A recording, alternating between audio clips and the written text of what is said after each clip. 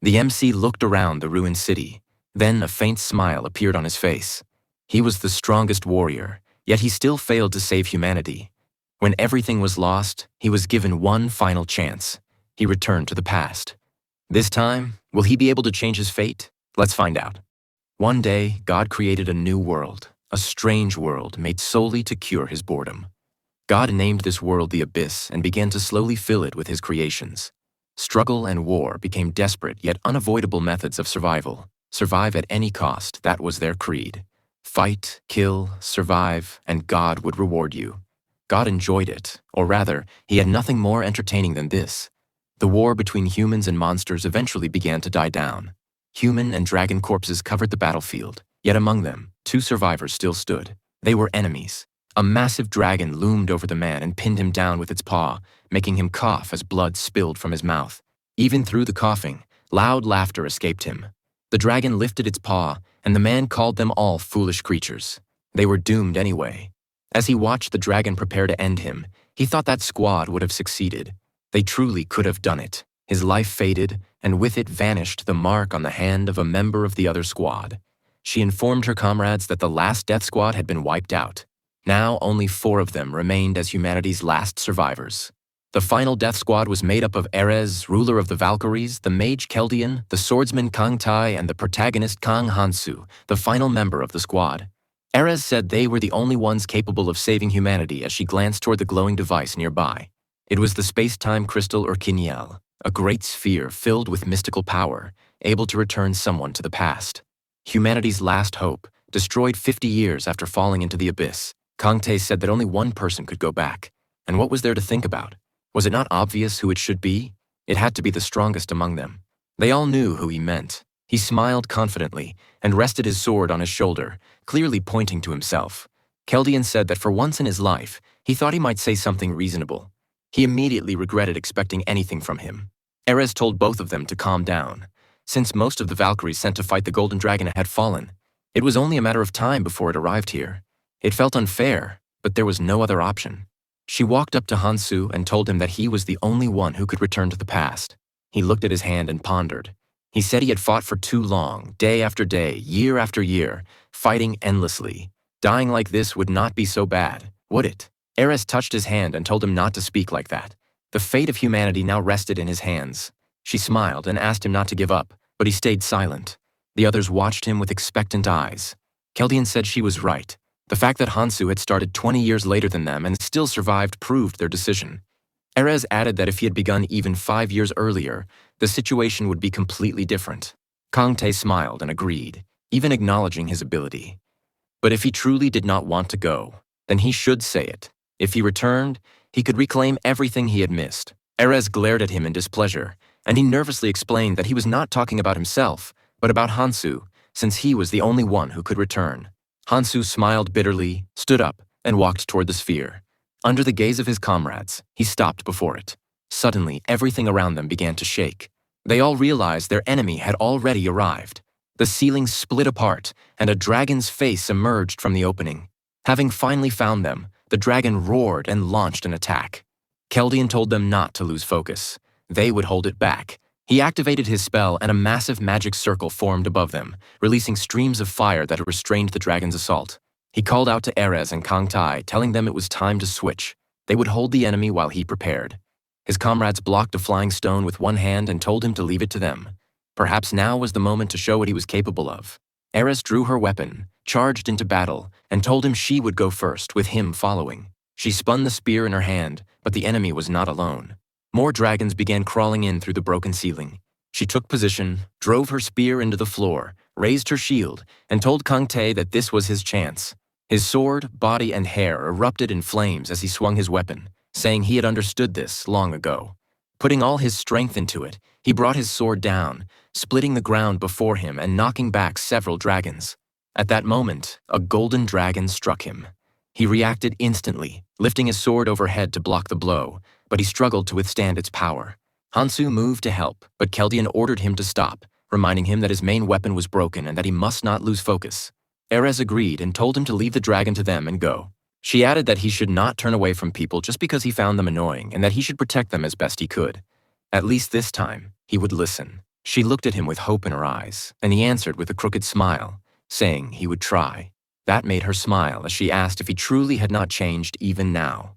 She then looked ahead firmly and told Keldian that the rest was up to him. Adjusting his glasses, he glanced at Hansu and said he would need to listen carefully. He began casting a spell and noted that, as Erez had said, there was no need for meaningless slaughter. But the parasites who would harm humanity during the Great War must not be spared. He should save only those who deserve to live and remember the king of the berserkers, Clementine. He must kill him without fail. He extended his hand toward Hansu and asked if he understood everything. He only nodded quietly in response. Then he smirked and, while continuing to activate the spell, told him to get ready. The device behind him began to glow and spin at extreme speed, and Hansu understood that it was time to prepare for the jump into the past. Sparks started bursting from the sphere, and Kante and Erez turned to look at it one last time. Then Keldian brought his hands together, and several magic circles formed above the building as a brilliant beam of light shot into the sky. The device shone even brighter, sparks flying everywhere and flooding everything with light.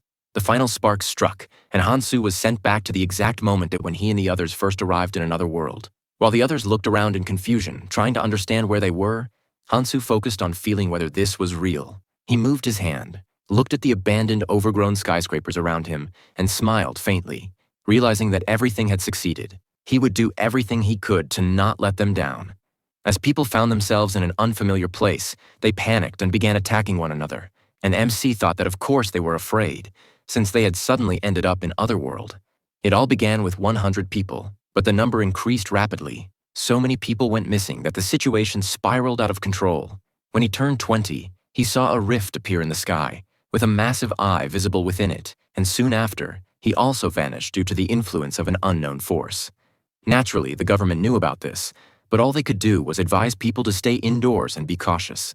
Otherworld absorbs other dimensions and stands at the midpoint of the abyss's influence. Those who arrived here first quickly gained skills and became extremely active. However, terrifying monsters turned this place into a nightmare. It was a world filled with cruelty and lawlessness. Those consumed by the abyss are sent to Otherworld, and when everyone from the absorbed world gathers here, the gate to the abyss will open and a massive war will begin. He only has 5 years to grow stronger. Every skill he learned, all his power, everything is gone. In any case, he should appear now. A few seconds later, a rift opened in the sky, and a small flying creature with horns squeezed through the narrow gap. Under the shocked stares of the people, he grabbed his head, then, after noticing them, cleared his throat and introduced himself nervously. He said he was an assistant fairy and that he was here to give them a forced wide smile, while MC glared at him with annoyance, thinking they were lying fools. The short briefing he mentioned was simply encouragement to fight and kill one another. The fairy spread his arms wide and decided to begin by welcoming them to Otherworld. From this moment on, everyone would be granted an incredible opportunity. A man interrupted him, shouting what Otherworld even was and telling him to stop spouting nonsense and send them home. The fairy disliked his rudeness and told him to wait until the explanation was finished. His tone suddenly shifted, making the man uneasy as the fairy continued by saying that infinite freedom was granted to everyone here. Laws, order, morals, ethics. Did they not dream of a world without such restrictions? And that was not all, because all physical limits that burdened them would disappear. Depending on their actions, they could grow infinitely stronger.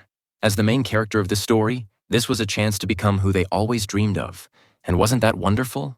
So now he would show them what they needed to do. He snapped his fingers, and a glow appeared beside their man who had interrupted him, and then something pierced his body. He had no time to understand what happened before he collapsed to the ground under the horrified gazes of those around him. Seeing the corpse, people screamed in terror, and the fairy smirked, saying he disliked loud talkers. Realizing how dangerous the creature was, people fled in panic, and the fairy immediately began snapping his fingers, killing the noisiest ones, shouting angrily that he had said he hated noise. Those still alive would behave themselves, right? Although terrified, the people managed to restrain themselves and fell silent, and the fairy smiled pleasantly, saying that silence had finally returned, so he would continue. He removed a small stone from the man's body and explained that it was a rune, something obtained by killing living beings, and that there were 8 other similar types. Their appearance was random. This rune was colorless, but if they worked hard and grew stronger, they could obtain better runes, and for example, this one increased strength. Perhaps someone wanted to take it. The people hesitated. Then Hansu raised his hand and stepped forward, thinking it had been a long time since he used them. Seeing this brave act, The fairy was slightly surprised, then flew over and praised his enthusiasm. He told him to hold out his hand and place the rune on it and making it glow. He asked if it was cool, explaining that runes change the laws. Crossing his arms proudly, he said his muscle limit had been 117 kilograms, but now it had increased to 122, and that was not all. He wanted to say more, but seeing the blank expression on his face, he became confused, as this was not the reaction he expected. In reality, MC was extremely bored listening to things he already knew. The fairy coughed awkwardly and flew away, explaining that runes have different effects based on their type and possess powers science cannot explain, and he wanted to demonstrate again. He asked if anyone else wanted to try, but noticing his sinister grin, the people grew afraid, and the fairy sighed, deciding to stop there. He told them to remember one important thing, that no matter what a rune enhances, it will never be a bad thing. To become stronger, they must gather as many runes as possible if they want to survive. Those final words made people hesitate. Then they rushed toward the bodies, shoving one another to claim the runes first. When someone was about to grab one, the fairy snatched it away and said that judging by the man who already received one, they did not need instructions, so he would take it back. They became frustrated, and then he flew over to Hansu and pointed at him, explaining that by touching their right ear, they could see how many runes they had, since people like counting things. They tried it, and status windows appeared before them. The fairy said the average human stat was 10, and that was all they needed to know. MC looked at his status window. His strength increased by 1 point. If he gathered more runes after hunting, the stats linked to mana and magic power could also rise. Runes could be obtained anywhere as long as a living creature was killed. It did not matter who the prey was. The fairy said the conditions might be a little unfair, just like where they lived before, but he would give them something that could make them happy, letting them forget the past and enjoy their new lives. A knife appeared in everyone's hands, and the fairy assistant said that once he left, training would begin, so they should give it everything they had. Then the fairy vanished.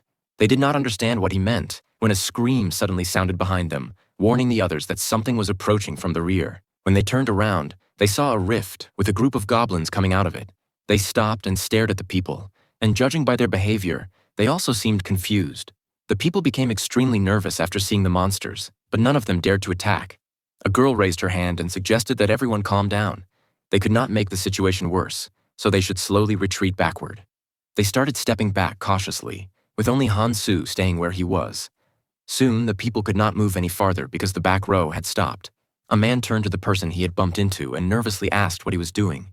The other man pointed ahead and said something was wrong, that there was something there. He touched the barrier wall and shouted that they were trapped. Hearing this, the others panicked and began pounding on the barrier, begging to be let out. But when they felt the walls closing in, they stepped back and grew even more anxious. At that moment, the goblins began screaming. It turned out the wall on their side had also started moving, pushing them toward the people. This caused chaos among them, and the people gripped their weapons tightly as one man shouted that he would not die like this. From the corner of his eye, he saw a man run past him and suddenly appear on the other side of the wall, which shocked him. He asked how he got there. The man scratched his head in confusion and replied that he did not know. He had just passed through. The number 49 appeared above the invisible passage, slightly confusing everyone else. Then another person followed his example and ran through the passage. The number dropped to 48, and the people realized that only 50 could escape. They immediately rushed toward the barrier, pushing and shoving each other. Watching the crowd driven mad by fear, the MC sighed and thought they were insignificant. There were hundreds of them. If they worked together and fought, they might suffer injuries, but the number of deaths would be far lower. The last time he was here, about 40 people died to goblins. Of those who failed to pass through the wall, only 10 survived. But this time would be different. First, he had to clear this area and move on to the next. He drew his knife, and at that moment, the goblins charged forward. They lunged at the people who had not yet escaped. All those people could do was cry out for help. Help came for one of them in the form of Hansu. He shoved the man aside and swiftly killed the goblin, while the person he saved stared in shock. Another small green monster immediately leaped at the MC. It tried to strike him with a club, but he grabbed its arm, cut its throat, threw the body away, and looked at the two monsters ahead of him who were clearly about to attack. He adjusted his grip on the knife and rushed into the fight, while the others could only watch in stunned silence at the bloody scene. After a few minutes and killing another monster, he decided to take a short break and stood upright. Then he realized his body had returned to how it was decades ago, which made him uncomfortable, though he was still fortunate. He found 2 runes, and his dexterity increased by 0.1. Dexterity did not only increase speed, but also changed how time was perceived, improving reaction speed by 0.1. This meant you could do the same actions, just slightly faster. The goblin behind him, which seemed dead, suddenly stood up and threw a dagger at him. Thanks to his improved reflexes, Hanzo noticed it instantly and dodged. He stood up, hurled a knife into the goblin's head, finished it off, and the remaining goblins became furious at the sight. 3 of them immediately rushed him together. They leaped at him, and as he picked up a goblin's weapon, he thought that once they saw blood, they really did go berserk. He tightened his grip on the dagger, charged forward, and struck all 3 monsters with fatal blows. At the same time, he pulled runes from their bodies and absorbed them. He paused to catch his breath, and the man who had been watching him shouted in disbelief, wondering if he was really going to fight alone. He chose to help and rushed into battle, and the others, now filled with courage, charged toward the goblins as well. At first, they were confused by the increased number of enemies, but soon they committed fully, and humans and monsters clashed. As he continued cutting down goblins with his sword, the MC thought that normally there was no need to rush so early, but this was not the moment to lose focus. Even in just this place, many people had been kidnapped, and if those missing across the entire planet were counted, the number was beyond measure. First-year arrivals would be protected in the training zone for the first 3 months. After those 3 months, they would be thrown into battle with people who had already been here for 2 or even 3 years. Even so, this was an opportunity. After killing another goblin, Hansu picked up a rune and thought that this was his chance to become a little stronger. He absorbed it and mentally told Keldian that sending him here was the right decision. At last, the battle ended. The people who joined the fight near the end collapsed onto the ground from exhaustion, and as they looked at the pile of corpses around them, they found it hard to believe. He had killed so many goblins all by himself. MC stood among all the corpses, and in the eyes of everyone else, he looked like a monster. A fairy assistant appeared, looked over the battlefield with clear delight, and said that they had done well. He said they must have worked very hard, and that there were quite a lot of survivors. Now they knew how to survive, right? He removed the wall and returned to the rift, saying they just needed to keep moving forward, and that he still had things to do in other zones. So he wished them good luck. They angrily told him to get out quickly and began cursing, while Hansu glanced at the status window and thought that compared to what he had experienced, this was not so bad.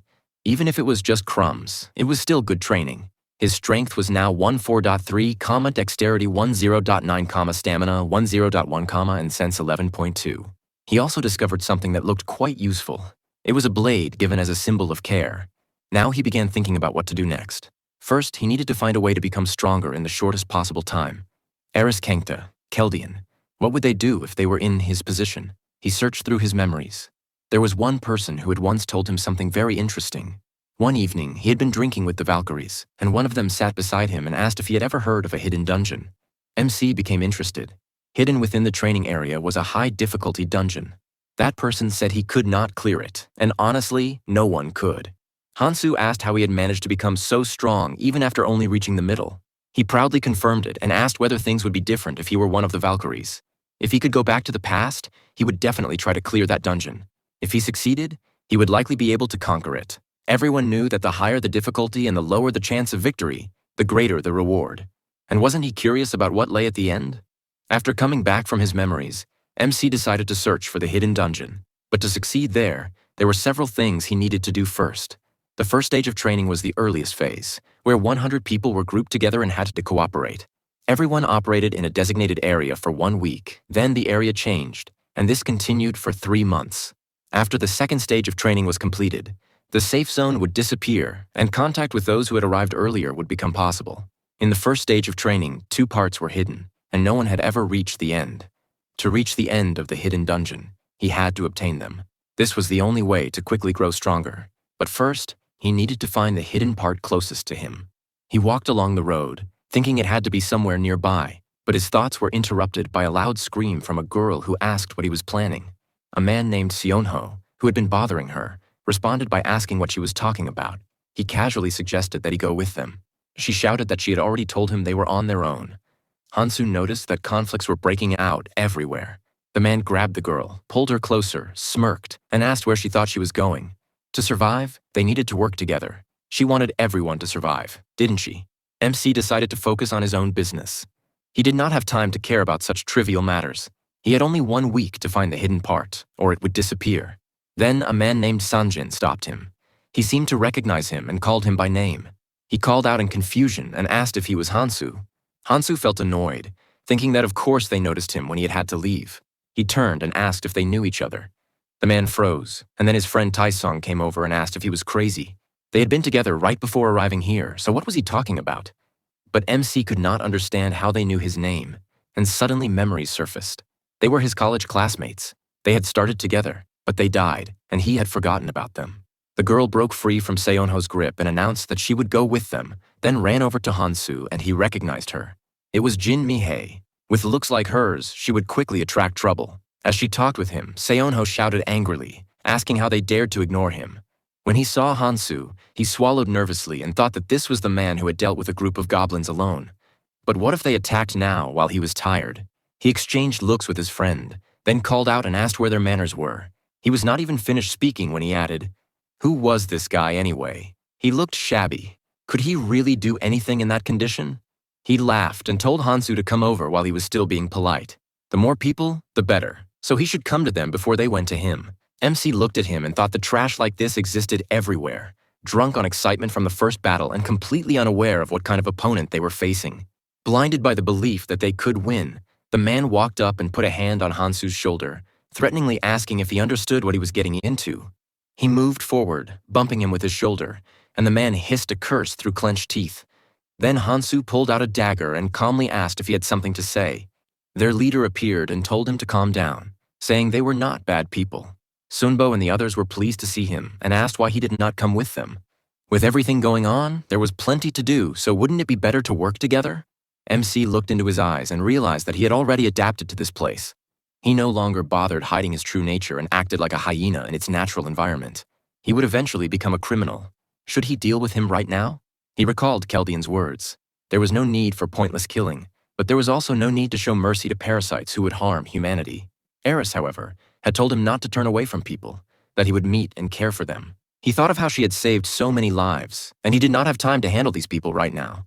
Moreover, people like them tended to destroy themselves over time if left alone. He told his classmates to leave and started walking away. Sunbo shouted something after him, but his leader stopped him. He wanted to argue because Hansu was acting arrogant, but he decided to just forget about him.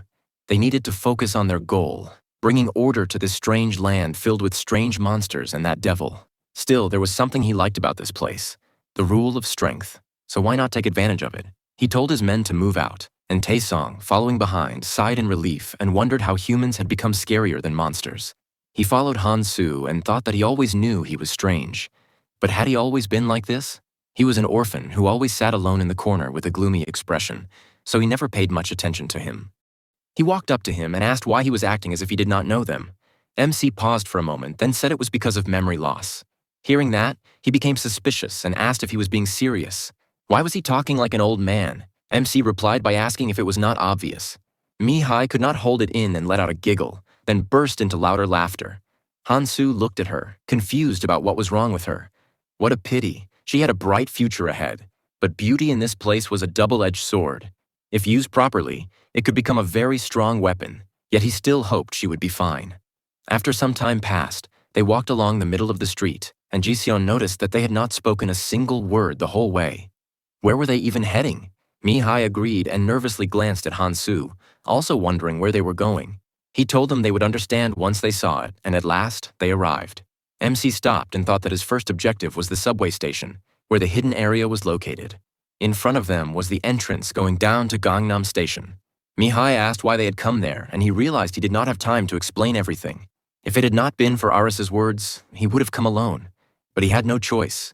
He chose not to explain further and simply said he was being guided by a premonition. He thought that in exchange for his lost memories, he had gained superpowers. His classmates were shocked when they heard this, and he thought they must have recently seen a fairy. Should they really be surprised? Some of them did not seem convinced, and Ji-seon quietly asked her friend Young Yu if they were sure they should follow him. Hansu heard this and said that he was not forcing anyone. He was the type who respected other people's choices. If they wanted, they could step aside and just watch from outside. Ta-ong clenched his teeth in irritation. No matter what was happening, he was annoyed by MC's behavior. Still, he was troubled by a vague feeling that this guy might actually know something. In the end, everyone decided to follow him, and as they went down, Ta-ong leaned toward Hansu and asked if he was sure this place was safe. The atmosphere felt unsettling. Hansu replied that it was not dangerous. They were going to meet friends who lived there. Ta-ong raised one eyebrow in confusion and asked what kind of a people could live in a place like this.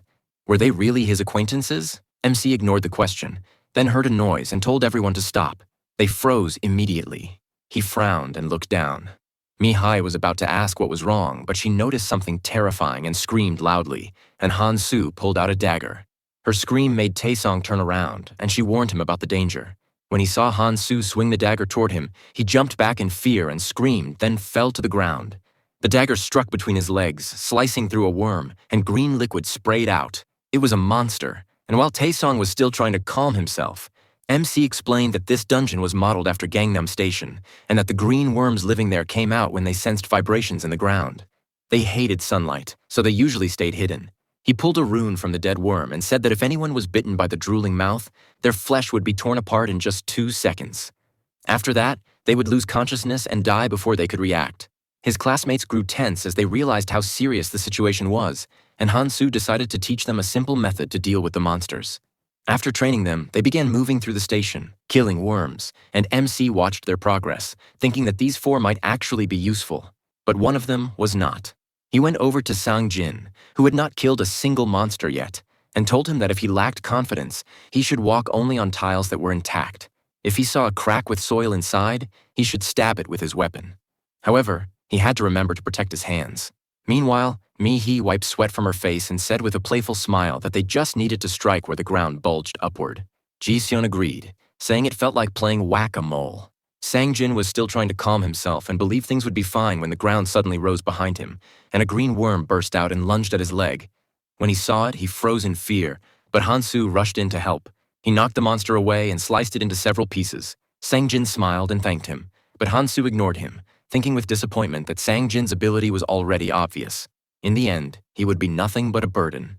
Noticing Han-su's gaze, Sanjin realized what he was thinking and lowered his head in shame. At that moment, Ta-ong walked up to MC and said he felt like MC always knew what would happen ahead of time. He asked where that knowledge came from. Had he not said it already? MC proudly stated that it was his superpower. They were slightly shocked and decided not to ask such questions again. They focused on hunting, and after killing many worms, MC collected the runes and asked why they were not taking them themselves. Mi-hai replied that they thought it would be better for him to keep the runes in exchange for protecting them.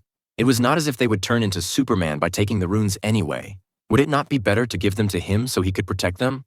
He sighed and said that the spoils belonged to those who hunted them.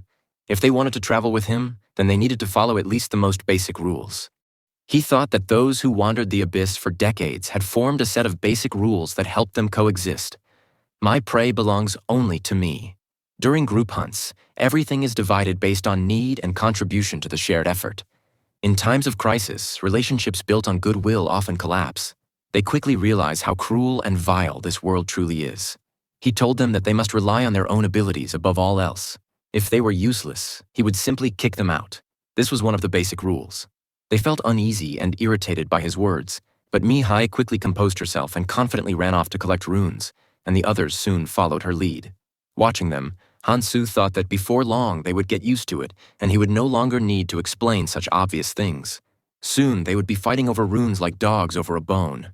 Some time passed. They had already collected several runes when Ta-ong noticed something unusual. He told them to look over here. There was a strange rune there.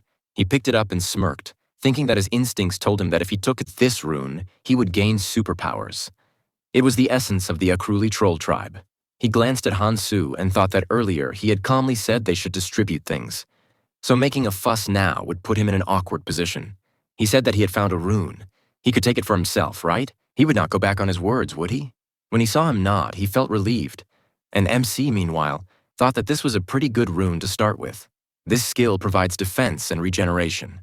Both of these stats greatly improve survival, which makes the rune quite popular. On top of that, it is a passive rune. It increases appetite, but as you grow stronger, you can simply take food from others. The strength and level of skill proficiency depend on the rank of the rune. Smart people who use a wide range of magic can possess hundreds of different skills. Keldian had acquired more than 1,000 skills. However, his situation was completely different. In the past, when he tried to absorb the rune, it prevented him from doing so, which made him uneasy. Air said that, as she suspected, his skill limit was 7. If they had known this earlier, he could have learned far more powerful skills. She covered her face with her hand in disappointment, and Hansu glanced at the rune with irritation, thinking that having only 7 skills was a fatal limitation. But he possessed a strength that far outweighed this weakness, the endless evolution of his acquired skills. Dororo's lizard essence, which only provided rapid regeneration, later matched Kangtai's art of immortality. Ganlian's rapid dash eventually reached the level of Keldian's signature skill, Space Rupture. The 7-star heirs gave him that nickname because of this unique trait. It was this trait that allowed him to keep up with them. He caught up despite being 20 years behind, and that was the main reason he was the one sent to the past. Because of that, he could not afford to make a mistake. The heirs told him to be careful when choosing the 7 skills to learn. If everything went according to plan, he would go through the training as if it were a walk in the park. Meanwhile, Ta-ong decided to use the rune and it began to evaporate. The system informed him that the physical resistance stat had been created. At that moment, he had mastered the skill essence of the troll tribe accrual by 1%. He checked the status window and saw that he had gained a new stat. The others had increased as well. He glanced at Hansu with a smirk and thought that he was an idiot. If it were him, he would never give up something like that. Let him wait. He would catch up very soon. MC waved his hand, saying they needed to move, and Ta-ong rushed up to him and put an arm around his shoulder, saying that it was dangerous now, so they should go together. It made sense for strong people to take the front line, right? He turned around, and Mi-hai wondered why he was looking at her while saying all this. Hansu, meanwhile, thought that Ta-ong saw him as a rival. It was even a little cute, but that did not mean he would ignore it. He brushed his hand away, and they started going down. Mi-hai asked why they were heading downward, and he told her that he needed to take the subway. She asked in surprise whether the trains were still running. He told her that she would soon see everything for herself, and he remembered that man from Valkyrie. While he was telling him how many dungeons he had already been through, another man approached and said that he was sure those dungeons were nothing compared to the ones he had visited. The man pouted in annoyance and asked why he was interrupting someone else's conversation. The newcomer replied that he had overheard him bragging about knowledge he did not even have. He stepped between them and decided to tell them the fastest way to gain power. He needed to get his hands on one important thing in the training area. It was somewhere in the subway. The stations were arranged differently, but up to the 3rd floor they were essentially the same. If he went through the portal at the center of the stairs and went all the way down, he would find a train waiting. If he managed to catch it, he would be set. The only issue was that it was difficult to reach. MC came back to the present and thought that the train would leave the next day, so he needed to reach the correct place today. No matter what, when they descended, they saw a glowing blue portal ahead, and Mi-hai was shocked, thinking that this was definitely not Gangnam Station. She had been here many times, but she had never seen an entrance like this. She looked at Hansu with concern and asked whether he wanted to go inside. He didn't know what was waiting for them there, so he answered that he simply went wherever his instincts guided him. As he had said before, anyone who wanted to leave could do so at any time. Ta-ong said without hesitation that he would go with him, and Mi-hai stated confidently that she would as well. MC noticed that she was beginning to feel worried. Most likely, she clearly understood the situation and knew that someone like her was in even greater danger than everyone else. That was why she tried so hard to become stronger, even if it ruined her face. Jiseon hesitantly said that they would stay here. After all, nothing was stopping them from continuing the hunt. Sanjin also decided to go down and nervously hugged himself, while Ta-ong laughed at him and asked where he thought he was going, since he had been too scared to do anything before. He replied that it was none of his concern. Whatever he did had nothing to do with him. Ta-ong became angry, pointed a finger at him, and shouted about what he had just said, claiming that was too much talk for a useless travel companion and asking if they would also have to clean up after him. Hansu didn't want to listen and told them to stop this pointless arguing. Time was short, so everyone could do what they wanted. He headed toward the portal, followed by Mi-hai and Sanjin. Ta-ong, meanwhile, was furious, mainly because these idiots dared to insult him in front of Mi-hai. They all emerged together on the other side of the portal.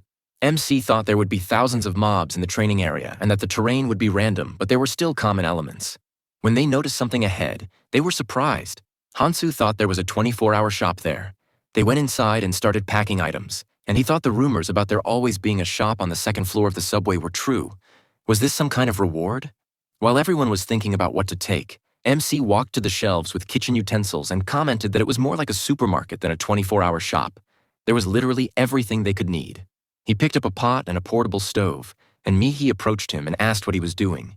He took out a bag and told her he was cooking, and when she saw him pour its contents into the pot, she was shocked. It was green worm blood, and she wondered what he had done with the dead worms. Judging by Hansu's smile, cooking gave him pleasure, even with such disgusting ingredients. He tore the goblin's skin into pieces and thought about how it became extremely poisonous when it came into contact with green blood. Goblins evolved to survive against green worms, and their poison was very strong. He threw the pieces of skin into the pot, and Tae-seong approached with a smile, saying that it smelled wonderful and asking if he could try some. Hansu told him it was poison, and he immediately jumped back, shouting that he should have said that earlier. Hansu replied that he had approached on his own because of the smell and continued cooking. Mihi said they would never have thought of cooking something like that and asked how he knew how to brew this poison. He once again blamed it on his superpower, which really irritated Tae-seong. Everyone could see that he was avoiding the question, but in truth, Hansu felt like his head would burst as he memorized everything. Keldian had given him several lessons. Even if he could return to the past, it would be meaningless without knowledge. So he told him all the crucial information, not only about where to get items, but also how to strengthen them. If he had any sense, he would understand why this was important, but he must never share this information with anyone. He slammed his hand on the board covered with vital information and ordered him to memorize all of it. Knowing the future would only speed up the destruction of the abyss, so he must not become Prometheus. He should share knowledge only according to plan and only when necessary. Thinking about this, MC realized that without the exact proportions and brewing time, the recipe was useless anyway, so it was fine if they saw it. Once the poison was finished, he poured it into a bottle, attached the dispenser, and coated his dagger with it. Seeing this, Mihei asked if they could have some as well. He agreed, and they were overjoyed, but then he held out his hand and said he would take half a power or stamina rune from them for each use. Their smiles vanished instantly, and Tae-seong angrily asked why he was being so stingy. Hansu replied that he could give the poison for free, but in the long run, it wasn't a good idea, adding in his mind that one-sided relationships always broke down quickly. Even with the cost, Mihei still wanted to try and confidently said she would give him the runes later. He handed her a bottle of poison and warned her that it would hurt badly if it touched her skin. Tae-seong was furious and thought that if Hansu kept acting like this, he wouldn't even be able to steal the poison. He asked for permission to use it and give the runes later, like Sanjin, and Hansu allowed it. While they searched for weapons, he began making other preparations, packed 2 backpacks full of supplies, and left the shop. When his companions came out, he looked at them with both surprise and dissatisfaction. They were carrying a pile of suitcases filled with items. He asked if they were going hiking or planning to use themselves as bait, and why they had taken so much. If they didn't want to fight for the rest of their lives, they could just bury the items there. Moreover, if they kept taking everything like this, others would start chasing them, so they should leave something behind. Mihui, however, was pleasantly surprised. At first, she thought he was just quiet, but he was more than an excellent fighter. As they talked, she felt uneasy. She decided to bury her package and thought about how hundreds of millions of people had disappeared before yesterday and were never found. She would have to survive here for the rest of her life. She didn't want to die, so she would do whatever it took to live. And beside Hansu, she believed she could do it. After finishing with her things, she walked up to him and gave a faint smile. Tae-seong looked at the couple and spoke irritably, saying this idiot was acting like he was the center of the universe. He roughly threw his backpack at Sanjin, then called out to Hansu and asked whether the superpower he mentioned could also be obtained by them. He replied that it was possible, and they asked with hopeful voices if it was really true. He confirmed it, and their eyes immediately lit up with joy. While they were talking excitedly among themselves, he suddenly remembered Keldian. He said that among all the people who came to this world, some awakened superpowers they never had before. He recalled that endless stream of words about their unique traits, how dangerous they were, how powerful they were, and everything else. Because of that, he needed to eliminate everyone who would be useless to him. The thought of getting rid of his classmates lingered in his mind, and Tae-seong noticed his expression and wondered what was wrong with him. He smirked and stepped closer, observing that he had become quite rude. Was he still angry about how he had treated him at the beginning? He stared at him for a moment, then after a brief pause, replied that this was not something he was used to. He had already said everything he wanted to say. He turned away and thought about the 5 years he had lived before leaving this place. As battles against an ever-growing number of abyssal monsters continued, hope slowly turned into despair, and despair swallowed everything else. He averted his eyes with an indifferent look, and the guy wondered if he had been hit on the head during a fight or something. Why was he acting like this? If not for this superpower, he would never have embarrassed himself in front of him. He would wait and grow stronger. Then he would start dating Mihei. He would get rid of that idiot Sanjin and order Hansu around. His thoughts were cut short by a sharp command to stop. He asked nervously what it was, and MC crouched down and reached toward something on the floor. It was slime. MC thought that judging by its type, it could not belong to a sword-shaped snail since there was no sharp, sour stench. There were also no traces of offal on the half-dried residue, so it was not a chopped-up zombie either. That left only one possibility: land mermaids. They were slow, but once hit with paralyzing poison, killing them would be easy in an instant. He already had a plan. Ta-ong told him to stop acting like a know-it-all, but he ignored him, returned to the shop, and told everyone to follow him. They would be surprised. After that, he demonstrated how to make a Molotov cocktail. He poured the powder into a bottle and thought that even without gasoline, this would be enough. MC looked at several prepared bottles and asked in surprise if he had made them using items from the store. Ta-ong picked one up and mocked him, asking if this was also part of his superpower. How convenient. He probably liked this world more than his original one, where he could do whatever he wanted. He wished he had such an ability. Hansu glared at him, torn between the urge to kill him and the promise he made to Eris. When Ta-ong noticed his stare, he grew irritated and asked why he was looking at him like that. Had he said something wrong? After calming himself, he sighed, then began drawing on the ground and said he would explain the plan, so they needed to listen carefully. One person would throw a Molotov, and then the other three would advance to attack. The one in the vanguard would have priority when distributing runes. Ta-ong immediately volunteered to take the front, saying that someone capable should lead. MC did not object and asked who would throw the Molotovs. Sanjin and Mihi raised their hands at the same time, and he left the decision to them.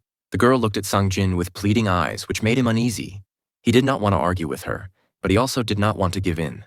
Seeing that they could not decide, Hansu suggested they take turns throwing them, and then they moved out. They walked through the dark corridor for some time, and Sanjin wondered how far they had gone. He already wanted to turn back. He came along because he did not want to be left behind. But did they even care? He glanced uncertainly at Mihei and was slightly surprised to see that she was also tense. MC stopped and warned them that they were close. Sinister noises echoed from the darkness ahead, and Hansu told the girl to throw the Molotovs toward the sound. She obeyed at once, and as she lit the cloth, reminded herself that she must not become a burden. Everything would be fine. She stared confidently into the darkness and hurled the Molotov cocktail toward the mermaids. When it shattered, one of them instantly caught fire and let out a piercing scream. Mihi was thrilled that she had hit her target, and MC rushed forward, telling the others to attack. He reminded them that the creature spat paralyzing poison and joined the fight. He struck a mermaid several times, then moved on to another. Ta-ong saw runes flying from their bodies and thought that this bastard was trying to take everything again. He could not keep losing to him. Because his attention was fixed on him, he failed to notice the mermaid creeping up from the side. He only realized it when it lunged at him. Panicking, he swung his knife wildly, shouting for it to leave him alone, thinking that he had nearly died. When the mermaid collapsed after a single strike, he looked at the blade and smiled, realizing that the poison was extremely effective. Hansu picked up several runes and asked if the poison he had given him was worth it. Ta-ong thought that thanks to this, he could quickly catch up to that idiot, and they continued fighting. While MC and Ta-ong held the front line, Mihei and Sanjin threw Molotov cocktails from behind. Watching the burning mermaid, Hansu thought this outcome was only natural. Against an enemy that used a highly flammable paralyzing poison, Molotov cocktails were an excellent choice. The blade had already dulled, but that did not matter, since that was exactly why he prepared the poison. His strike barely left a shallow wound on the mermaid, but the poison inflicted heavy damage. At the same time, Ta-ong killed another mermaid and spotted 2 runes. He reached for them without paying attention to his surroundings and was instantly punished. A mermaid spat paralyzing poison at him. It struck his leg, eating through his pants and skin. He collapsed to the ground in agony, but the injury healed quickly, leaving him with only one thought: how humiliating this was. The mermaid started moving closer to him, huge creatures with sunken eyes staring straight at him. The mermaid was not alone, and the moment they noticed his weakness, they all targeted him at once. He screamed in terror and shouted at them to leave him alone, then began wildly kicking his leg and cursing loudly as he begged for someone to help him. Hearing his screams, Mihi was about to rush to his side, but she realized she had run out of Molotovs and told Sanjin they needed to switch. He agreed and told her to wait, then nervously tried to light the lighter, but it refused to work. When the flame finally ignited, he saw the horrifying face of a mermaid right near his feet, and in panic, he dropped the bottle, which fell and shattered. Seeing this, Ta-ong grew even more anxious and started cursing at him, hurling all kinds of insults as he shut his eyes, bracing for an attack. But MC arrived in time to help. He killed the mermaid and then told them to calm down and stick to the plan. If they did that, there would be no more problems. He walked toward the monster's corpses and told them to rest first and then collect their runes. Meanwhile, Ta-ong let out a sigh of relief and said he truly thought he was going to die there. He looked at his leg and noticed it seemed to have already healed thanks to his skill. Hansu said that increasing stamina allowed faster rest and recovery. He separated the runes into different piles and told everyone to take their shares. Taesung looked at his portion and thought in disbelief. Was this really all he got? That calculating bastard was extremely strict with distribution. He glanced at Sanjin and an idea suddenly crossed his mind. What if he took his runes as well? His expression darkened briefly, then twisted into a cruel smile as he walked up to him and asked if his family had no sense of shame. The man had no idea what he was talking about. Before he could respond, Taesung grabbed him by the neck and lifted him up. He struggled, clutching at Taesung's arms in an attempt to break free. But Taesung was stronger. He called him an idiot and said he could not even throw a Molotov properly. Or had he already forgotten how he almost died because of him? Sanjin wanted to argue that it was his own fault, but he could not speak because Taesung tightened his grip around his neck. Mihi panicked and shouted, asking what the hell he was doing and telling him to let him go immediately. He would kill him. Taesung listened to the girl and released him, calling him a lucky idiot. As Sanjin coughed and caught his breath, Taesung stepped closer and told him to be more careful next time and judge the situation properly. He grabbed him by the hair and yanked his head up, angrily saying that not long ago he had been crawling with his head lowered. It seemed he had forgotten his position. He should just follow everyone else for the rest of his life, just like his father, and stop trying to show off. And those runes, he would take them for himself. He reached for the runes, but a dagger suddenly stabbed into the ground in front of him. He shouted in shock, asking what that was. MC calmly said that those were not his runes. Taesung exploded in outrage, asking if he was really giving them to this idiot. Giving them to him was like throwing them in the trash. What had he even done to deserve them? He said he would take them. They could even split them. Honestly, they could manage just fine without him. Or was he wrong? MC replied that the distribution had to be fair and that it was not his place to interfere with someone else's means of survival. Taesung did not want to argue any further and said it was all nonsense, but added that he hoped MC would not regret this choice. He then walked away, and Hansu glanced at Sanjin, telling him he should learn to protect his own share. While Sanjin gathered the runes, Mihei approached Hansu and awkwardly asked whether they irritated him. Given everything that had happened, she thought he might be annoyed watching them fight among themselves. He told her it was fine and that he would not complain about what they were bad at. She asked if that meant he would travel with them until the end, since he always seemed like he could leave at any moment. He told her that they were the ones who chose to follow him. They were doing well, so there was no need to worry. After that conversation, he went to inspect the mermaids' bodies. Most of the runes they dropped increased strength and stamina. Basic stats could not be ignored, and it was not a bad choice considering how important strength and stamina were now, especially since those were exactly the stats he needed. At the moment, his strength was 25.3, stamina was 24.5, dexterity was 14.1, and sense was 15.2. After absorbing another rune, his stamina increased, and suddenly there was a popping sound like a party cracker as confetti rained down on one person. A fairy assistant appeared and congratulated him on achieving his first accomplishment. The combined total of his strength and stamina had exceeded 50. The system informed him that he had earned his first achievement, and MC thought with a grin that he had been noticed. While the others reacted angrily to the fairy's appearance, he flew straight up to Hansu and cheerfully said, "Wasn't it him?" The traveler who raised his hand first. He wondered who could be so fast and realized he had been right. The fairy circled him from every direction and said with a smile that they always liked those who gave their best, so he wanted to give a small gift to the most active traveler. He landed on his head and asked if he was curious about what it would be. Should she say something about this? Mihei cautiously stepped forward and raised her hand, saying that it felt a little unfair. They had different physical abilities from the start. Even though she was scared, she still dared to ask, and the fairy noticed it immediately. He told her she did not need to be so frightened because he would not even touch her. He slowly flew closer and said that they did not kill people simply because they disliked them. But there were always exceptions, and she could become one of them. Her heart started pounding in fear at his words, and seeing her reaction, he burst out laughing and said he was only joking. He lightly tapped her shoulder and asked if she had said it was unfair. She was also superior to others in certain ways, wasn't she? But she was not in a hurry to give that up just to be equal with everyone. Life had never been fair. He flew back to Hansu and said it was time to stop wasting time on pointless talk and give out the reward. MC already knew what the reward would be. For surpassing a certain threshold in combined physical stats, the reward was 3 runes of his choice. The fairy snapped his fingers and asked which runes he wanted. Dexterity, sense, or maybe a recovery rune. This rune was consumable, but it could heal even severe injuries and protect against most poisons. It was like having an extra life. Hansu thought that even so, it would be useless if a limb was completely severed. When they heard about the recovery rune, the others became alert. It meant surviving at least one life or death situation. They hoped that if he chose that rune, it might save one of them someday, but MC had no intention of choosing it. He was searching for a rune with magic immunity. When she heard this, the fairy looked slightly surprised and showed him several runes. Hansu thought he felt indifferent about it, so he could do it. The recovery rune was useful, but immunity to magical and physical damage was extremely hard to obtain in the training zone. Unless you were lucky like Kang Tai, who had simply picked one up somewhere. Increasing stamina only affected the cost of restoring strength, while resistance to magical and physical damage was a far more fundamental form of defense, almost like immunity.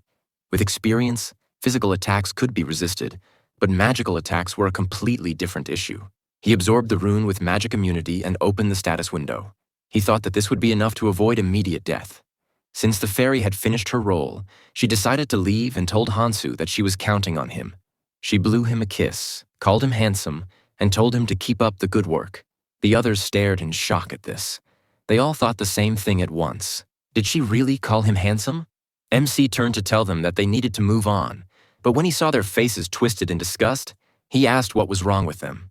They told him everything was fine and started moving again. They were already killing mermaids without much trouble. Mihi wiped the sweat from her face and thought that she seemed to be feeling better. While picking up a rune, she noticed Hansu cutting apart a mermaid corpse and wondered if he was planning to make poison again. She watched him more closely and realized something strange. His movements had not changed at all. She walked over and said that he had received many runes, so why was he still moving at the same speed? Her question made him realize how sharp she was. He then showed her his wrist, which was covered in various runic symbols. She naturally did not understand what they meant. He explained that it was a method for storing runes. He asked her to hold out her hand and focused on the idea of storing a rune. She asked excitedly how he knew how to do this. He replied that it was all thanks to his superpowers. She wanted to try it herself, but he told her not to copy what he did. First, it slowed down the hunt so he could not store many runes. Second, the runes would lose their meaning if he died. The runes stored this way would drop upon death. Sanjin asked why he was collecting them at all, and Hansu replied that he planned to exchange them. He thought that even if it was difficult to do now, once rules were established, runes could be used instead of money in the training zone. He said they did not need to store them and could just use them immediately.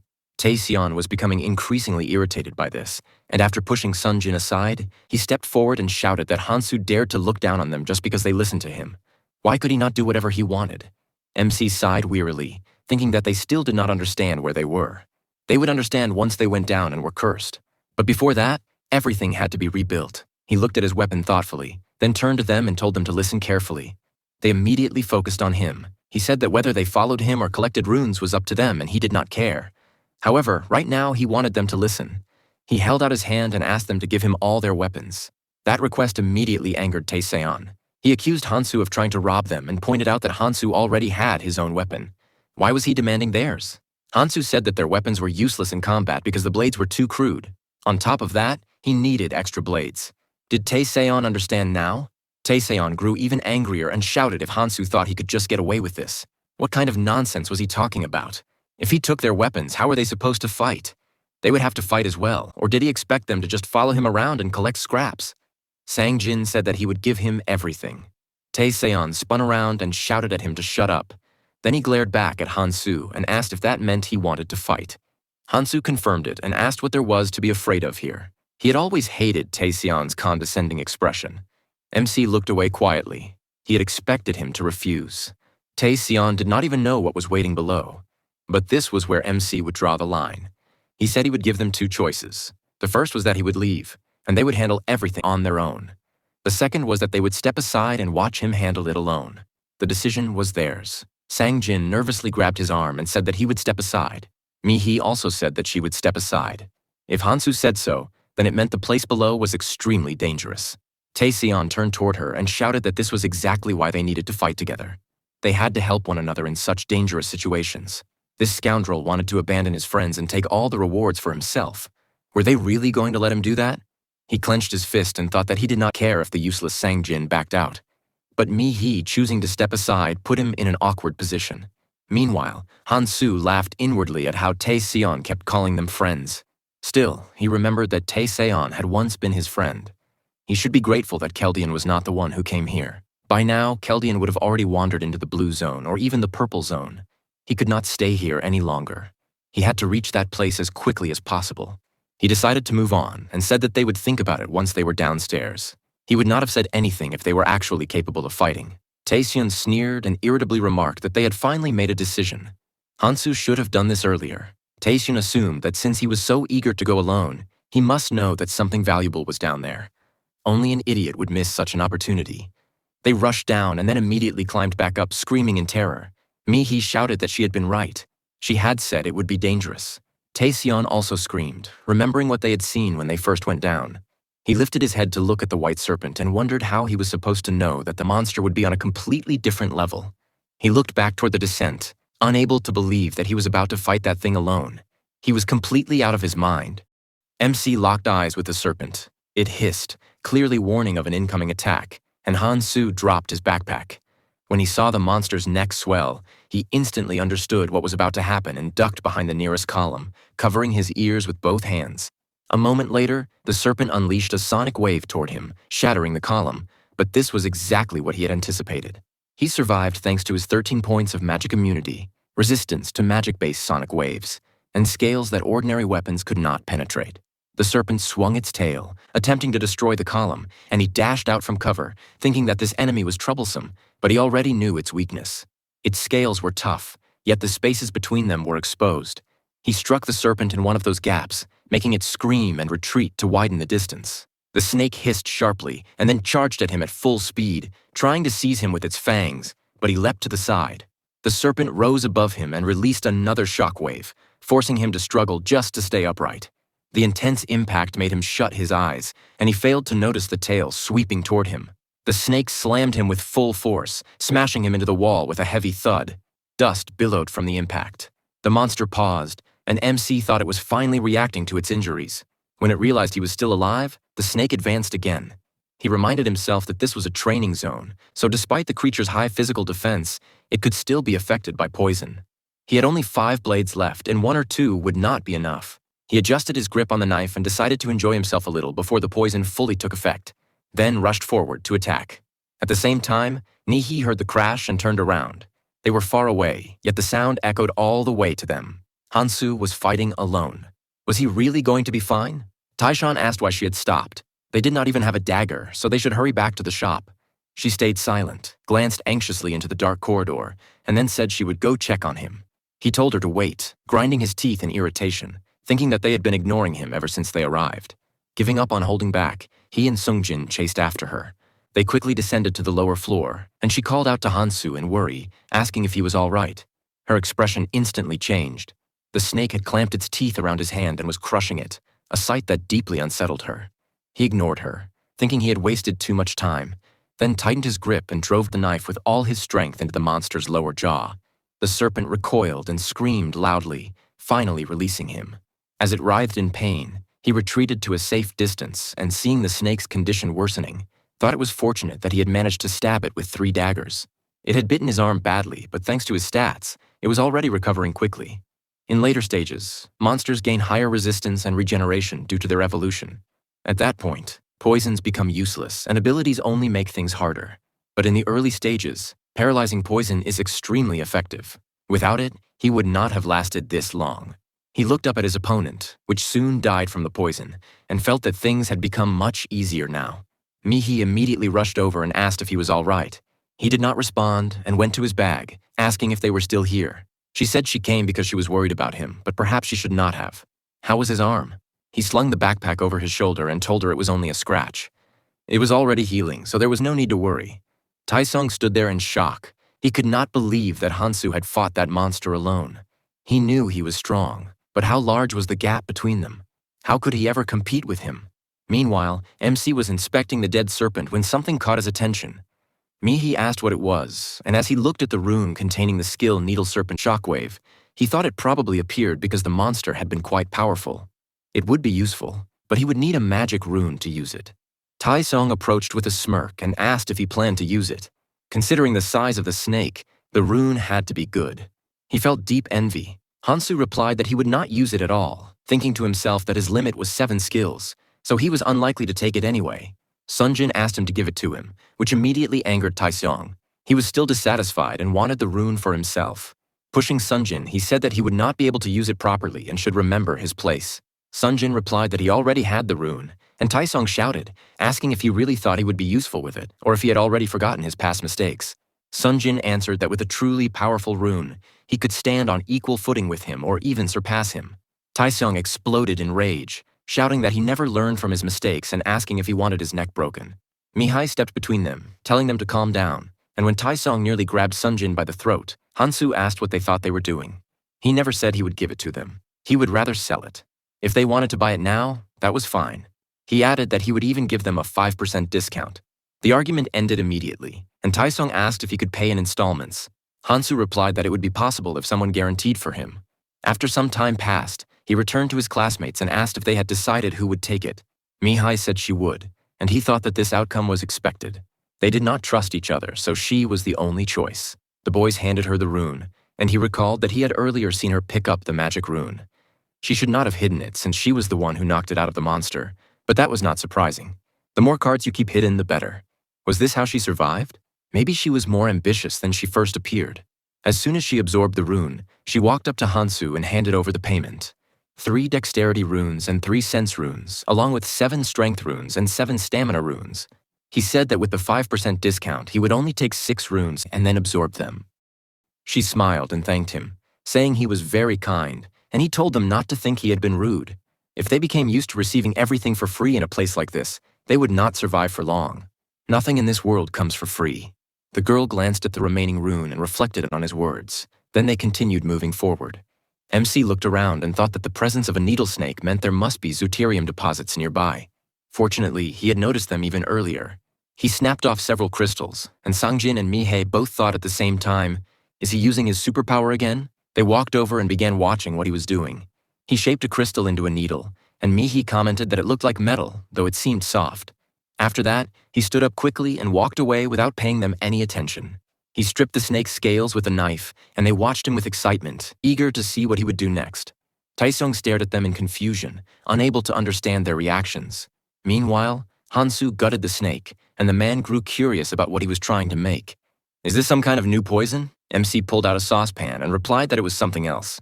He believed the needle snake's scales were fairly strong but unsuitable as a weapon, so he would make one himself. 11 of 134 weapon creation combinations that can be made from monsters and materials in the training area. This weapon is called Training 111. The needle has a short range, making it hard to cause secondary damage such as bleeding. However, if he knows the enemy's weak points, he can use precise strikes to turn that weakness into an advantage. He looked at the finished weapon and thought the tip was a little dull, but since it was handmade, he had no other option. He began sharpening the blade and smiled faintly, thinking that at least this level of power was necessary. When he considered how long it had taken the alchemists to discover the best combinations using the limited materials at the very beginning, he felt it was worth it. With a few adjustments, it could pierce the defense of the monster he had to defeat to obtain the second hidden part. He wrapped a strip of cloth around the other end for a firmer grip and noted that it finally looked like a proper weapon. He muttered softly that if he could get a Rococo lizard, he could make an even better weapon like 117. The scales of a spined snake are also decent. It is unlikely that a better weapon than this could be found. Ta-ong, meanwhile, was completely shocked. He wanted to buy the weapon and even promised to give him all the runes. Considering the time and effort that had gone into it, he was convinced it was better than anything he owned. But Hansu refused. This weapon is unusual. He said he would sell it to him since he was so interested, but he could not make another one because he had run out of materials. Ta-ong clenched his teeth in frustration and thought that he had spent everything on himself. As always, he is a selfish idiot. Still, something better must be waiting ahead, and he only needs to endure. He looked at the train ahead and thought that this was their final stop. There was electricity here, and the carriage was empty. Mr. No and the others had fallen silent after everything that happened, so he allowed himself to believe there would be no more battles and that he could finally receive his reward. MC boarded the train, and when he saw them following, he asked why they were getting on. They were slightly startled by the question, and he told them to get off. The carriage was meant for only one person. Seeing that they were not moving, he turned toward them and asked if they had not heard him. He sat down on a seat, and Sanjin asked in confusion whether he might have misunderstood. How could there be so much space meant for only one person? Ta-ong immediately got angry and shouted that this was obviously not the case. It was because of him that they had even made it here. He looked at them and thought they were truly pathetic. It was good that they wanted to seize the opportunity. But there was still one thing they had failed to consider. He stood up, picked up his weapon, and said that there was no rule stating that only he could be here, because there were no rules in this world. He pointed the weapon at them with the hilt and told them they could either leave now or stay and argue with him. If they managed to find a lawyer, they could try to file a complaint against him. That was only if they wanted to. He smirked and gave them the choice. With the weapon right in front of his face, Ta-ong grew nervous and did not argue any further. In the end, Hansu left by himself, and they remained behind. Ta-ong was likely exhausted from anger by now. He called him an idiot in his mind and wondered if he had truly been serious the whole time. He talks like he is 40, but everything he says is complete nonsense. If the three of them attacked together, they would have a chance. If they defeated him, they could take all of his items. If they lost, they could just beg for forgiveness. He would not kill them, right? It seemed worth trying. Then he remembered Hansu's expression when he threatened them and realized that he would have killed him instantly if he had tried to move. Recalling how Hansu said goodbye and how the carriage doors closed, he thought about how strong he was. How could he be frozen by just one look? Mihi grabbed her arm in frustration and said they should not have pressured him so much. They also should not have provoked him, since he had been the one helping them the entire time. She suggested that they leave the place, but Ta-ong stayed behind and thought they were fools. That was why they would not live long. What was wrong with trying to become stronger? Was that not the reason they came here? He would definitely become stronger. Meanwhile, MC was riding the train and thinking. If he gathered all the information about this place, this was how it worked. First, the train stops at 20 stations along the route. Second, a random artifact appears at each station. Third, there is no turning back, and returning to a previous station is impossible. This structure was designed to create psychological pressure. Even if someone reached the final stop, there was no guarantee of survival, so caution was necessary. He was already at the 12th station. At the earlier stations, he had collected 8 weapons. Laloon's bracelet, claws of kettle, organ steel glove. They were decent for beginners, but completely useless to him. Laloon's bracelet increases the sense stat and helps identify a monster's weak points, but he already knew all of that, so it had no value. As he got off at the station, he thought that since he already had weapons, he was hoping for something different, something that could boost movement. With that kind of item, he could move freely during combat. However, what he saw at the station shocked him. It was Cloud Snack Maniac cigarettes. He never imagined they could appear in this place. After the first puff, his stats would begin to rise, and as long as he kept smoking, they would continue to increase. After smoking 1 cigarette, all stats increase by 20%, and the effect lasts for 10 minutes. This was exactly what he needed. He was extremely pleased with this discovery. Even though they could not be used outside the training zone, there was no better artifact than this. He spoke to the cigarettes, saying that it had been a long time since they met, and remembered how a girl once scolded him for this bad habit. She complained, asking if he was smoking again and how many times she had to tell him that each cigarette made him age faster than he looked. He did not respond back then, and she simply took the cigarettes, saying they were destroying him. She said that if he kept smoking such disgusting things, he would ruin his handsome face. He took the cigarettes and returned to the train, quietly telling her not to worry. This time, it was different. Time passed, and he finally returned to Gangnam Station, but his classmates were nowhere to be seen. He walked forward, thinking that there were still 4 days left until another hidden artifact appeared. He needed to decide what to do over the next 2 days. He could focus on hunting and collecting runes, or he could try to complete the remaining quests. The answer was clear. He picked up his pot from the portable stove and thought about how he had already completed a few tasks during the journey, so he did not know what reward he would receive, but he would aim to finish quests with good rewards. Among the available quests, there was one with a particularly promising reward, and it could be completed quickly. By finishing it, he could obtain a Sage's Stone along with a clumsy mage as a follower. It increases all of the user's stats by 10%, including the followers, and can heal fatal wounds. The reward was excellent, and artifacts like this were rare not only in the training zone, but even in the red zones. However, anyone who attempted this quest had to be insane. He remembered the girl who had completed it in the past, Envy Aran, a member of the Death Squad. She had been summoned to the Abyss together with criminals while she was volunteering at a prison. He heard that the people she trusted most were with her, but as soon as the training began, they all betrayed her, and her rage awakened her abilities. For 7 days, she slaughtered everyone and ate their hearts. After that, she tried to take her own life, and that was when this quest appeared. He rubbed the bridge of his nose tiredly and thought that this quest did not suit him. It also went against his goal of saving as many people as possible. Since it should be nighttime now, he remembered an excellent night quest that could reward him with a bag of food from a selfish and wealthy person. To do that, he needed to complete the quests and ensure that his stamina was sufficient. After that, He would be far too busy to rest. He went into the shop, planning to eat first, but when he saw that the shelves were completely empty and the recently hidden bags were gone, he felt deeply disappointed. The moon was about to rise, and they dared to pull something like this. He would see just how brave they really were. As time passed, it turned out that the ones who had taken everything from the shop were Seonho and his group. Hansu's classmates hid behind a nearby rock and watched as they packed the food into boxes. Yi-soon angrily asked how they could take everything when they were supposed to stop them. Young-gyu told her to calm down, and Mi-hee said that they might be strong.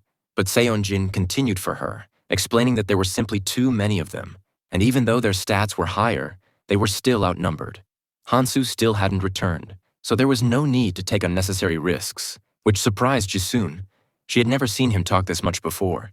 Mi-hee, meanwhile, was deep in thought. How did they know where the convenience store was? She believed they still had time. Seonho told his men to hurry and then turned around.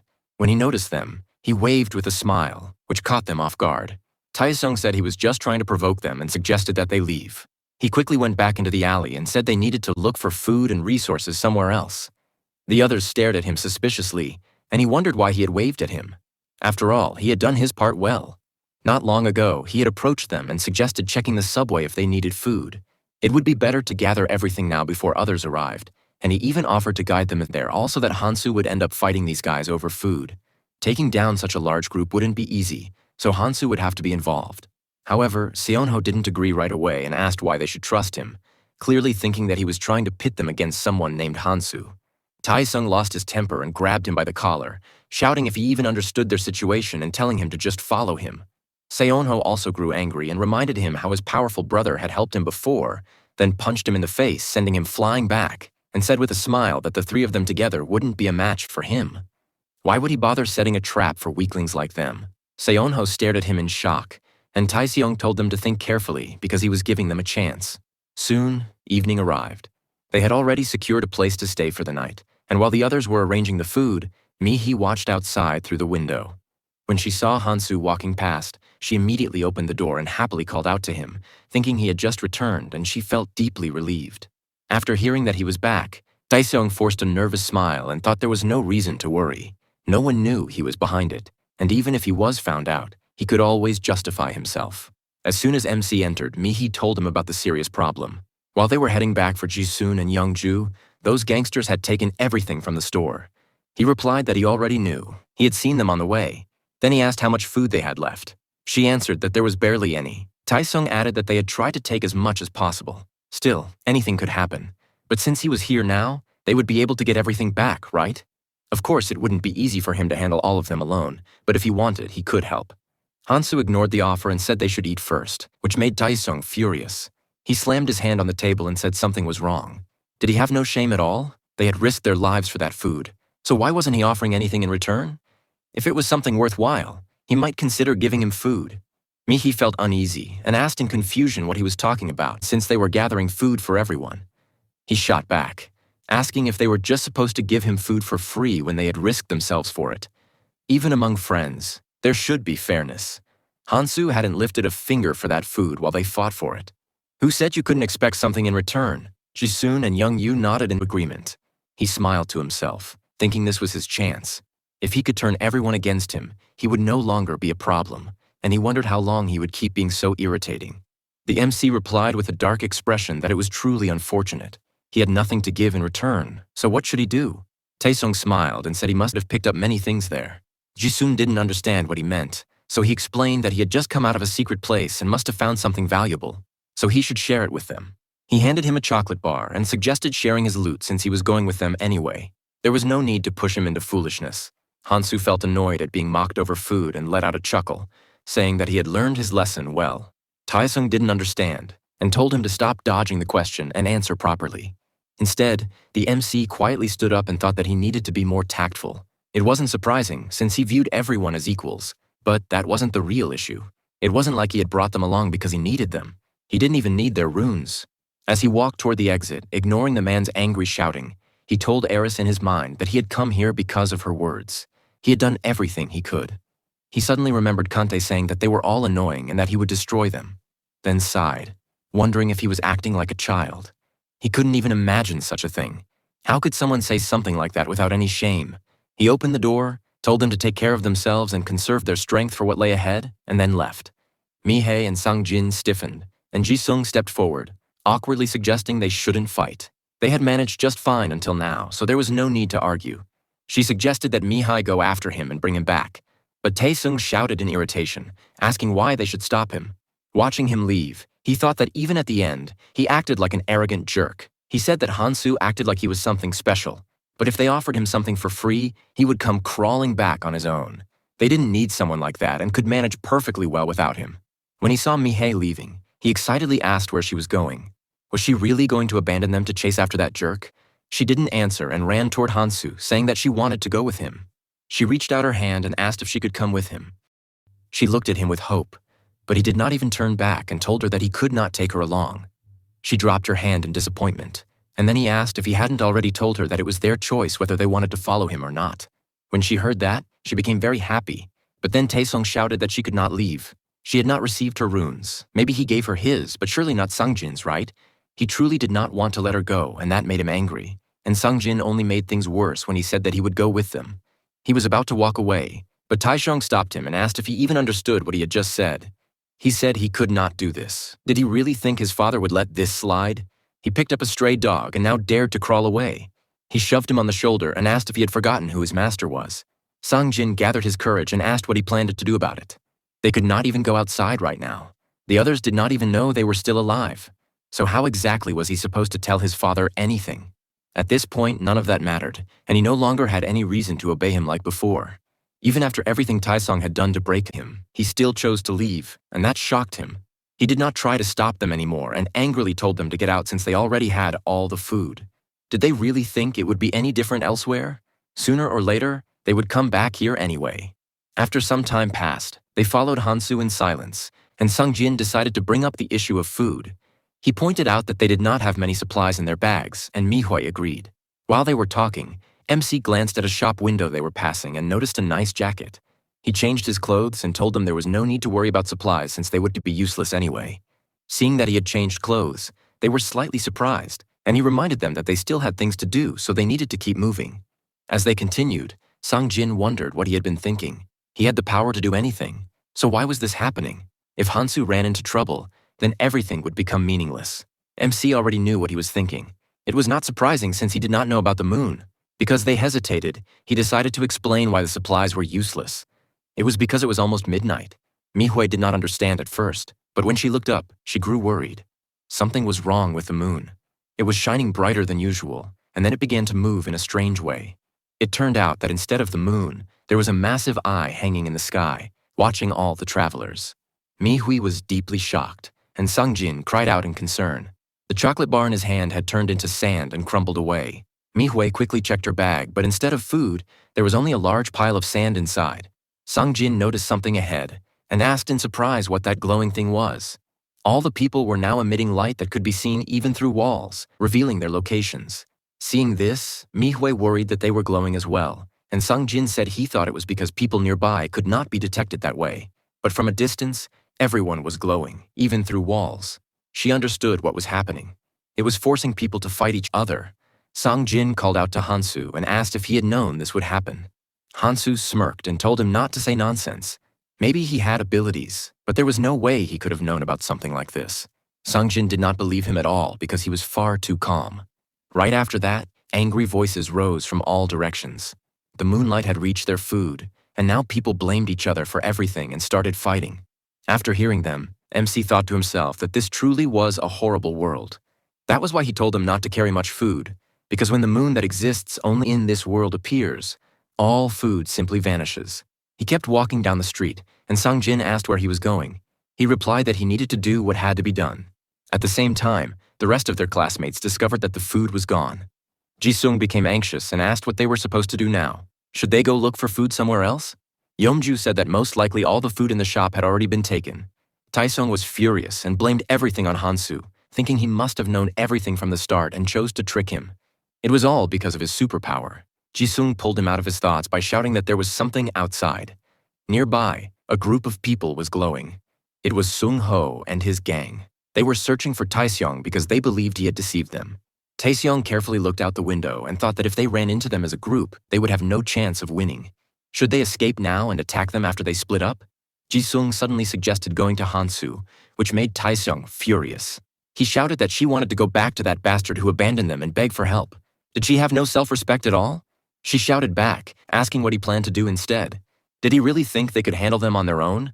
Sitting there would not change anything. She nudged Yeomju with her elbow, asking him to agree, and told Tae-seong to think carefully. If Sungho's group could not find them, they would go after Hansu, and then they could offer him their help. Yeomju smiled awkwardly and agreed, adding that they would not fight if there were too many people, so maybe they could reach some kind of agreement. Tae-seong sighed in frustration and turned away, but he knew they were right. A temporary alliance was not such a bad idea. He did not like it, but the chance to make Hansu owe him was too tempting. He agreed and left the building, saying that if they moved quietly, they would not be noticed. He knew exactly where to go. They only needed to follow him, but before he could take a step, something sticky wrapped around his legs, making him trip and fall. The sticky substance locked his legs in place, and he desperately reached out to his classmates, asking them to pull him away. When they did not move, he grew anxious and called them idiots, shouting at them to stop staring. The thing they had ignored appeared. The boss asked whether they were sure it was a good idea to drag him along. He doubted they could escape. Or maybe they could, since he only wanted to talk. They were terrified and immediately ran away, while Tae-seong shouted curses at them from behind.